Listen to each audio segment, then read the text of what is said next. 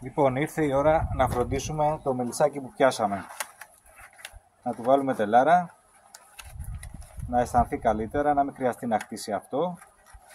Και όταν τελειώσουμε αυτή τη διαδικασία και εγκατασταθεί το καινούργιο μελίσι στα τελάρα,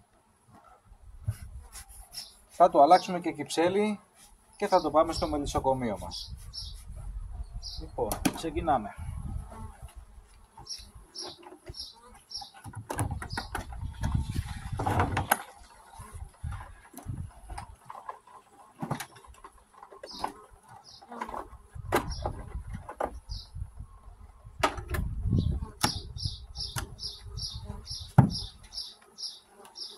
Βλέπετε που έχει χτίσει. Έχει χτίσει το καπάκι. Θα το τινάξουμε λοιπόν όλο μέσα.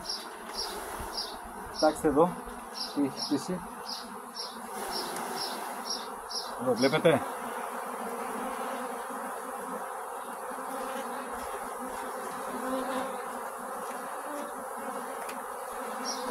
Θα του βάλουμε τελάρα που έχουμε έτοιμο.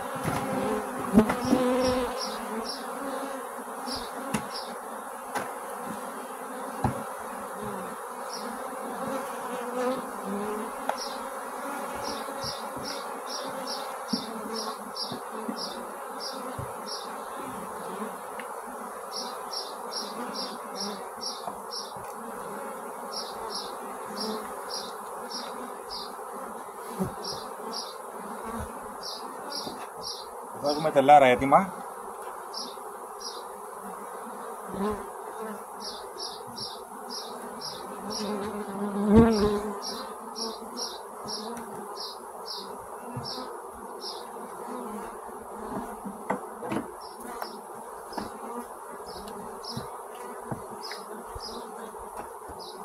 Λοιπόν, αυτές τις γλώσσες εδώ τώρα θα τις κόψουμε και θα τις κρατήσουμε για κερί, να το λιώσουμε, να φτιάξουμε κεραλιφές.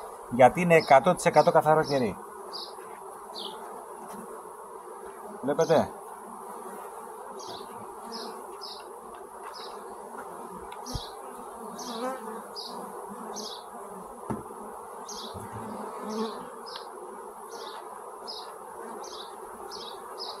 Πεντακάθαρο κερί.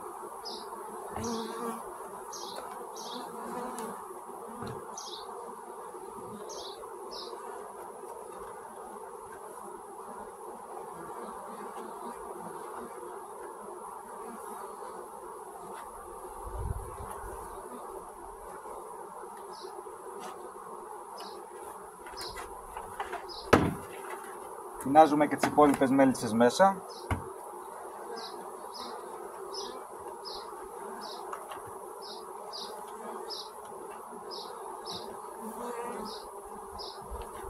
Λοιπόν, θα βάλουμε και κυρόπανο και το μελισσάκι είναι έτοιμο.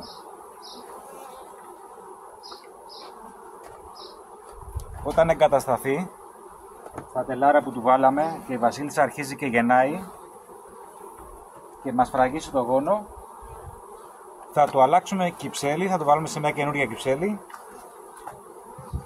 και θα το μετακινήσουμε στο μελισσοκομείο. Έτοιμο λοιπόν.